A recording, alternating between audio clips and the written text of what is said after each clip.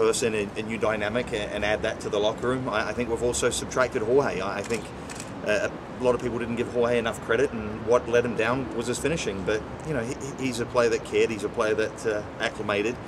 You know, brought his family over and committed himself to Portland. This is a part of the business, fortunately for us, and unfortunately for the player. But you know, he's going to a situation that should be good for him. But we were able to acquire Danny, and it's not a shake-up in any way whatsoever. It's a matter of putting pressure on players to perform, and also holding everyone else accountable. Gavin, would you consider the fact that you were just saying that you've been after Danny for a while? When did it really start heating up that you found out that Philadelphia was interested in moving him? You know, we had a disappointing result, a very, very disappointing US Open Cup, and looking at that and looking at how we could move forward and should move forward, Danny became a player of interest again, and there were a few phone calls, and it's been a long, long weekend to get the deal done, and I think it's good for Philly. It's possibly what they need, and I think it will definitely help us. So it's been a week, and finally had it finalized last night. You say there was no shakeup, but you're just saying you're disappointed in the loss to Cal. Yeah. You've only scored 12 goals. You wouldn't call that a shakeup? No. If you look at the number of chances that we created, our inability to finish chances is a concern. And if that's a shake-up in a minor way of the front line, then you know it's a minor shake-up. But what we've done is we've moved a front player and got another front player in. And Danny is a good finisher. You know, he has not the best numbers, but he's a young player. I think he's been starved of opportunities in Philly, and he's going to be given an opportunity here. Why the confidence that he can turn things around and do something that he hasn't scored a goal since I think last June? It's not just Danny to turn things around. It's a matter of bringing a new face, a different dynamic, potentially a better fit with Chris Boyd. And also, part of the problem in professional sports is you go and play for any club around the world, and you can leave and go and play for another club. Danny's coming home to play in front of his own home fans as such. He feels just as much responsibility as I do as John Spencer. So I think there's accountability, and bringing Danny into a situation that is a tremendous positive for him should pay dividends. It's not a matter of now all of our hopes lie on Danny Mwanga. It's a matter of we've added a quality piece. We've given up a good piece, but we've added a quality piece that can grow with this club, and will be given the opportunity to succeed. To that end, have you spoken with Danny Many times. Danny's absolutely delighted, and I think there's a call scheduled this afternoon with Danny, but the first thing he said was thank you. And he's a player that he wants to come here, he wants to impress, he wants to do great things for the club, and he wants to be here for a while, so he'll be given that opportunity. Gavin, you've been around enough teams over the years, player, coach, and now GM. Is this a chemistry situation here? Is it just pressing? What's going on with this team? I think when you look at the individuals within our team, I would say that we have quality pieces. It's how those pieces are meshing right now. And with that, cohesion is a big part of that. I think you need consistency. I don't think jumping every time there's a minor emergency to trade players, that's not what this is about. I think we value cohesion. If you look at my time since I've been with the club, there's not during the seasons been that many players that have been moved, and I think it's important to let players settle, give them the time to prove whether they will be successful here or not. I think Jorge was given sufficient time. I think as a forward, the main thing that rests on a forward is goals scored, and that's the successful failure of a forward. It's the way that they live, and it's why they earn a little bit more. It's why they're a little bit more important to a successful team. Do you think it's been a confidence thing with Danny, and do you think at 20 years old he'll be able to get his confidence back here?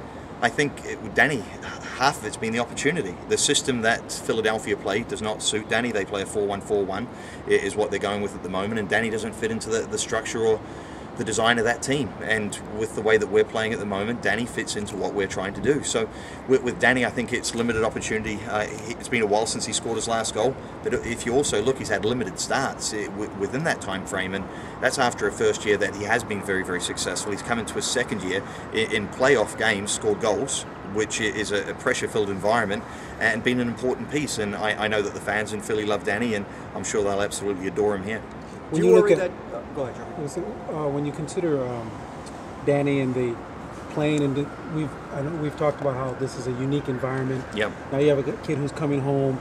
I've talked to a lot of athletes that they don't like playing at home because there's so much pressure on them. What are you going to do, or what have you told him to deal with, not only coming to play here, but playing in front of these fans? I think if you know much about Danny and how he grew up and the challenges that he faces as an individual, I think he will relish the opportunity. I think Danny is legitimately, and I know, that Danny is legitimately excited about coming to Portland. So what you just said doesn't apply to Danny. He's relishing this opportunity and looking forward to it. He's been in a situation that hasn't worked out for him, and basically this is a new opportunity for him to be successful. So a lot of professional athletes may shirk away from the responsibility of playing in front of their home fans, but Danny's looking forward to it. How would you size up Chris Boyd's first quarter of the season? I'll leave that to John Spencer. I'll talk about the trade. Why do you think that Danny and Boyd will work well together? Why? I think we're looking at the understanding between the two. Obviously, we've brought Chris Boyd in, and he's been a tremendous player. If you look at his career, it's not a matter of quality, it's a matter of productivity at the moment. And so I have just commented, but I'm not going to comment on his performances as such, but do we expect more goals from Chris Boyd? Yes. Do we need to look at how we could better get those results out of Chris Boyd? Yes, and this is part of the decision. Bringing Danny Mwanga in, we feel that he'll be more inclined to link up with Chris Boyd, play in and around Chris Boyd and support Chris Boyd. Also gives us another focal point in a player that will challenge for the ball. Jorge was a player that could get behind defenses, stretch players, stretch the opponent. With Danny, he's going to probably be a little bit more connected to Chris Boyd and take the responsibility of winning the ball, and also, you know, turn from provider to receiver, and vice versa with Chris Boyd. So was this trade a ploy to sell tickets? Because I know you guys have an issue with that here. Yeah, I think we're only at just over 5,000 on a wait list, so maybe we want to get the wait list a little bit longer. Coach, was Danny number one on your list of players that you were looking at trying to acquire? Yes, there were a couple. There was and again, you always talk about the ones that you landed, but Danny was up there. He's a player that, again, we went after aggressively back in January, and weren't able to acquire him then, and we went after him again, and we were lucky enough now. Was this a straight-up trade? Yes. Were you surprised that you were able to get a 20-year-old former #1 pick for Jorge? Jorge has value. You know, there's many teams around the league that like Jorge. You look at Jorge, you like a lot of the aspects about how he plays and what he does. It's just the productivity. And a player that doesn't necessarily work out here could be better in a different environment, less pressure maybe in some of the other stadiums, but yeah, that's all perception of the player as well, and how they deal with it and how they process it. Maybe different systems bring out the different qualities within players, but Jorge, I'm not surprised. You know, we've had chats with overseas clubs as well, but at the moment we're in no need of allocation money. We're in need of a player, and Jorge is definitely valued. Looking long term, this is another player, 21 years of age or younger, very talented, lots of potential. What are you thinking about this young core you have, some of them kind of still in the background for this team?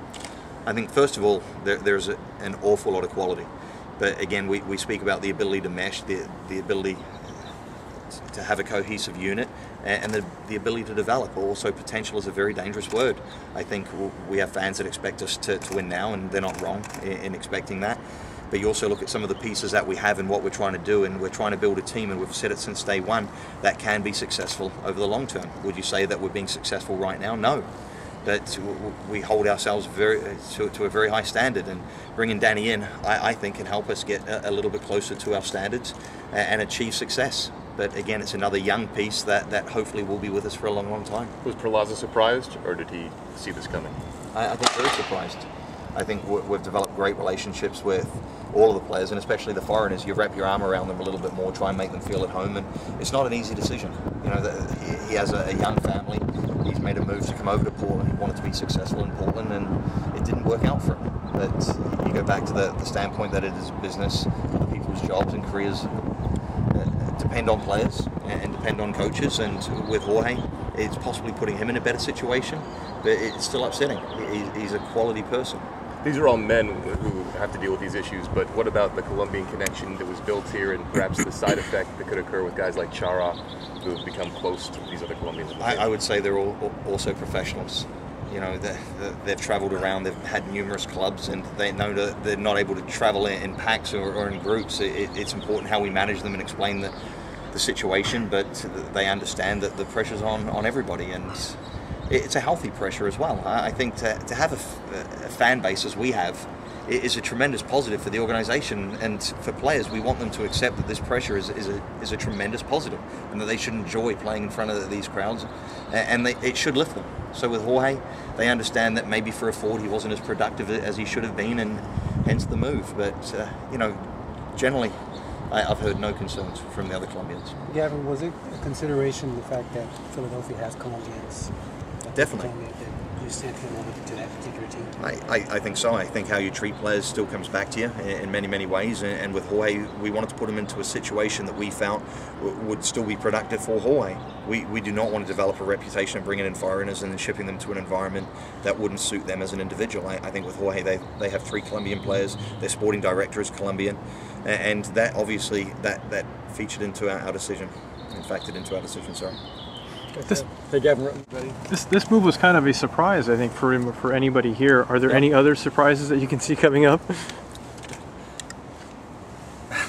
Great question. You stumped me on that one. I think you always go back to the point that you're trying to improve the squad and the depth within each position. I would say there's a couple of holes right now that have question marks over them, a couple of positions that have question marks, and we're going to try and solve those. So there could be a few more moves, but that's not to put any more pressure on the players that we already have. It's to possibly add to the depth of the squad and hopefully strengthen moving forward.